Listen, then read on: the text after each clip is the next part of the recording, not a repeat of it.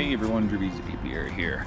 I'm just out here at one of the yards, just doing a quick check. Today is, let's see, February 29th, leap year, right? Very cold day here in this part of Georgia, or at least cold for what we've been getting. Right now, let's see, it's around lunch. It is saying it's about 55 degrees out. It's not really cold, it's just, we've been having 70-degree days and the bees have been flying like crazy. And I just want to do a quick update video. This is not an in-depth going to hives, just kind of where everything's at since the last video.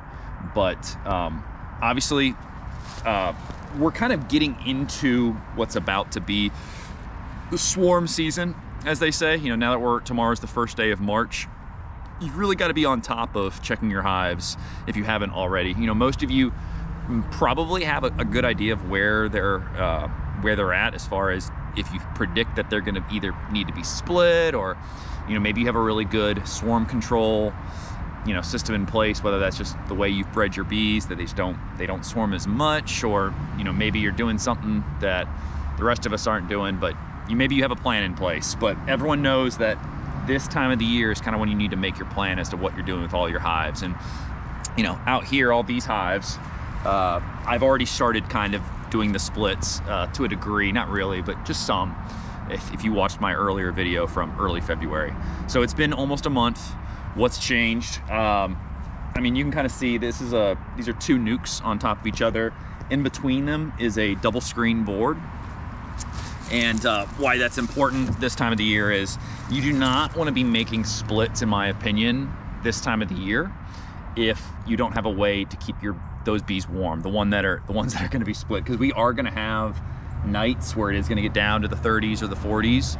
And if you make a split and move them into a nook, maybe, you know, depending on how big that split was made, you know, they may not make it, guys. If you didn't make it robust enough, or, you know, maybe you split it in the yard and some of the foragers went back to the original hive. You know, these were lazy made splits. These were all same yard. I didn't take bees from there and transport them miles away to another yard. In fact, top box, that's got an old queen. Bottom box is raising a new queen right now. But they're sharing warmth. So, you know, you got two colonies that are sharing warmth, and that's gonna give them the best chance of survival. So I guess what I'm trying to say is, if you are gonna split it all, which some people don't split in February, and I totally get it, just make sure they're gonna stay warm. Use the double screen divider boards if you have them, or just make sure it's a big enough colony. I'm just reading off some notes that I have here, kind of about where everything is at. So again, these hives are growing. Some are kind of stagnant. There's two over here that haven't really grown all that much. So obviously they're not getting more space. You know, no reason to put a box on them if they're not even halfway full. Over on that side of the yard, there's two that, you know, looks like they're a deep and a super, but really that super is just a feeder. So really they're only a deep full of bees. And even then, guys, it's like, those hives are maybe like 6 frames of bees. They've got a little bit of space in there to fill out. No reason to throw a box on them if they're not gonna fill it out. So just be cognizant of that. If it's a strong hive, you know, give them a box. Don't, if like this one right here that I split, it was so packed full of bees, even though it was too deep, or I'm sorry, it was a deep and a super, that they had already had, like the undrawn queen cups getting ready to be made, that probably would have eventually had become swarm cells if I had let them. And because of that, you know, split them, made a split out of them, gave them more space, and they've already filled up almost both hive bodies, both deeps. So, you know, just keep that in mind. Be constantly checking your hives around here. Let's see, some other things. Feeding bees, you know, you might have saw in the earlier video or other videos I've done, you know, I always feed with the round top feeders up top. If you don't have that, you know, you can still feed with a dry sugar or a fondant or something else to that matter, but, you know, definitely give them something to work on right now. There was some natural nectar that came in. I could see it when I was doing my inspections, but if you're not going in there and actually checking to see what is coming in fresh, you kind of need to, you should always just default and assume that they're gonna need feed. Because the last thing you want is a hive that was looking really strong in January, February, starving in March before the flow starts. You know, every year it's different, but at least here in Georgia, we usually don't start to see it till sometime in April. So the month of March is an important month because you could lose some hives if you're not careful. So just keep that in mind. You know, even if you put some dry sugar, like this one right here, this hive, this doesn't actually have a feeder. It literally just has dry sugar on a paper towel up top, or not a paper towel, I'm sorry, a paper, like a grocery bag. So that way it just doesn't make the wood on the inner cover all soggy. Put a little bit of moisture on it, put a little bit of water on that dry sugar so they're more likely to take it, so it's more like a hard candy, because they're not going to take it that's just plain old powdered white sugar. What else? Drones. So let me show you something right here. Here's a split, right? Here's a dead drone. See that? I mean, I have plenty of drones. I wouldn't say every hive has them, but I would say more than half to more than half have had drones over the past week or two. They're all starting to hatch out. So, you know, for those folks that are making splits, yeah, the population isn't hugely robust, but you should be able to get a mated queen, or at least I'll report on my next video if the splits that I made, if they don't result in a well-mated queen, or if they were just unsuccessful. So I just kind of wanted to update you on that. Let me pause the video real quick, re-change the camera, and we'll go over some other stuff. Okay, the only other thing I wanted to go over too is, if you have watched some of my other videos from the past year, beetles were really my big, they were really the thing that set me back. Honestly, this yard alone probably lost 6 or 8 hives just due to a combination of them getting weak from being robbed out, beetles, you name it. I didn't have a single nuck from this yard that was a nuck in July make it. Just not strong enough, not big enough bee populations to either fight off robbing behavior, beetles. Beetles just inundated this yard. And I will tell you, you know, from other videos, there's a lot of folks that have had similar problems with beetles. If you watch other folks' videos, talk to other beekeepers, beetles, at least here in the Southeast, this has been the worst year of my years of beekeeping that I've ever had to deal with beetles. And worst I've had to dealing with beetles just surviving over winter. It seems like every time I come out here, I'll find a few scavengers, or, you know, ones that I thought I'd killed them all, and they just keep finding a way to survive. So I want to show you a few things that I have done to help mitigate the beetles, and just kind of, you know, a lot of these things you probably already know, but honestly, I feel like I'm really starting to knock them back because of 2 big things, especially. The first control that I kind of want to talk about has been these Apame bottom boards. If you've watched other videos of mine, you know how much I like these Apame bottom boards. A big reason why I like them is because of these bottom trays, which are a pollen collector. Let's see if I can, actually I think that one's stuck, and honestly I'm not wearing a veil right now, so I really don't want to piss these ladies off for them to come get me. But this tray comes out, and you know, you can collect pollen with it, but another thing that you can do is you can fill the bottom board with some diatomaceous earth. This is just some stuff I got on Amazon.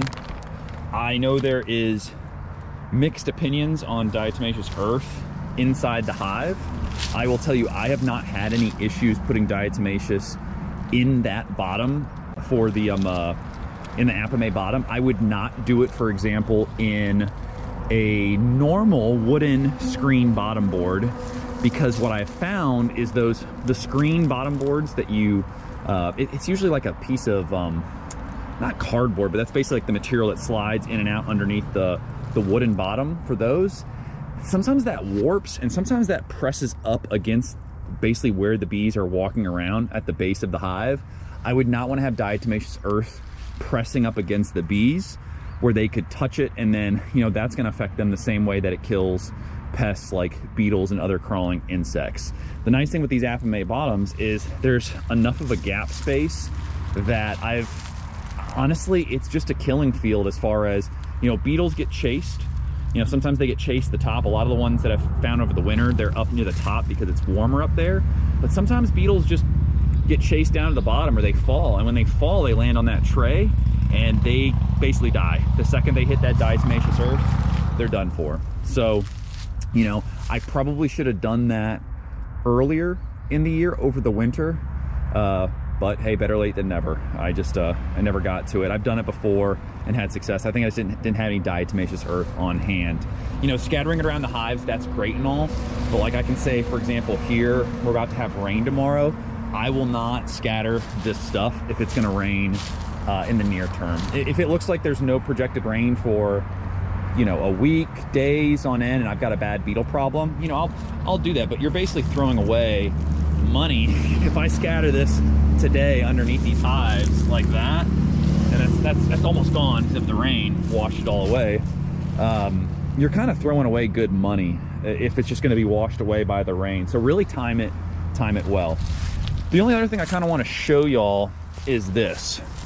So if you've watched some other folks on YouTube, I think the one that I got inspiration from was, let's see, I think it was Bruce's Bees. He had one, and I think he had one of these because of the Bug Farmers channel.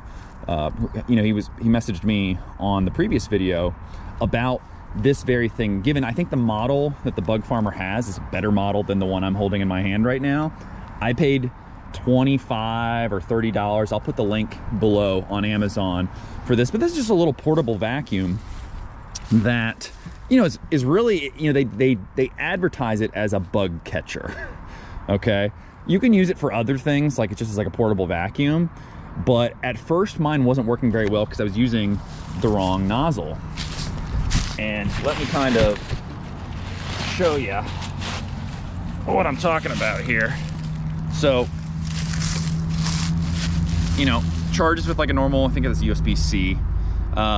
You can see all this black duct tape all over it. It's because this nozzle that comes with it is really meant for pumping air. So if a lot of the ones you guys are gonna see on Amazon, a lot of the different versions, they're not gonna have a skinny suck-in nozzle, right? They're gonna have this for inflating things like rafts, inner tubes, etc. And in fact, this nozzle's meant to really go on the reverse side and be used that way, because this is almost like it's outflow. When this thing's running, air is coming out this way too. And so you can use it in the opposite way. But the attachments that fit onto here, this doesn't fit. So I literally just placed it there, duct taped it really good.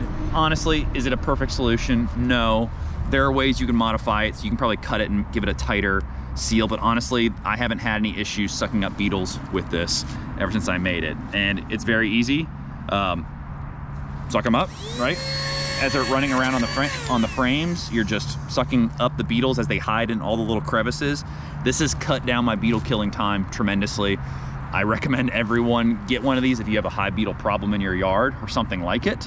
Like I said, watch the Bug Farmer channel. He's got a great video on it, and that's where all this inspiration comes from, so he should deserve the credit that is due.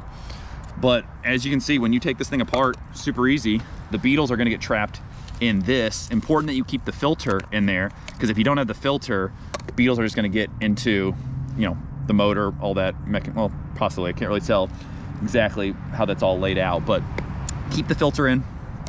When you're done, you just open it up, dump all the beetles out, and you can smash, burn them, whatever you want to do. This has been a game changer. Highly recommend. For the cost, you know, in the past, you know, you have all the traps, or if you want to be on the offensive, you can spend, because I used to do it, hours either shaking a frame of beetles out onto my hive cover so I could smash them, but then you have bees that get shook out, disturbing them from doing their job. This just bypasses all that, and you're just going straight for them. Very therapeutic, lots of fun. So anyways, that's pretty much it. Like I said, I just want to do a quick update video as to how all these hives are at least here, and just where the beekeeping season is going. Hopefully on our next video, I will go over the status of whether those splits that I made have done well, you know, getting ready for the swarm season, and just any other considerations and updates that I can share with y'all. But hope y'all take care, stay safe, catch y'all on the next one. Have a good rest of your week.